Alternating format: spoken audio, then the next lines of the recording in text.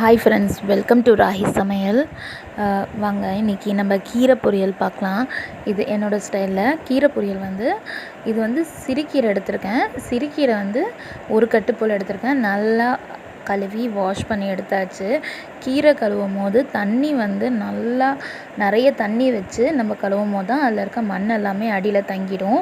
இப்போ கீரை பொரியல் செய்கிறதுக்காக நான் ஒரு வெங்காயம் எடுத்திருக்கேன். ஒரு வெங்காயம், இஞ்சி பூண்டு பேஸ்ட்டு, ஒரு 2 டீஸ்பூன் மிளகாத்தூள், மஞ்சத்தூள், தனியாத்தூள், இவ்வளோ தான். இதெல்லாமே போட்டு நல்லா வதக்கிட்டு அதுக்கப்புறமா நம்ம கீரையை போட்டுக்கணும்.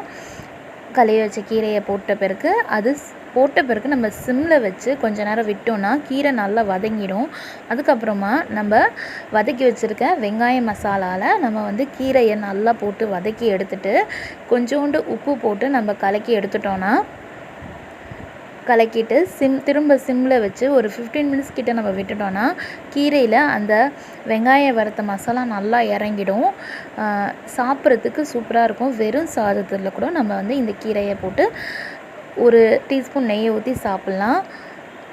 இந்த மாதிரி கீரை கூட்டு செஞ்சு பாருங்கள், கீரை பொரியல் செஞ்சு பாருங்கள், கண்டிப்பாக பிடிக்கும் உங்களுக்கு.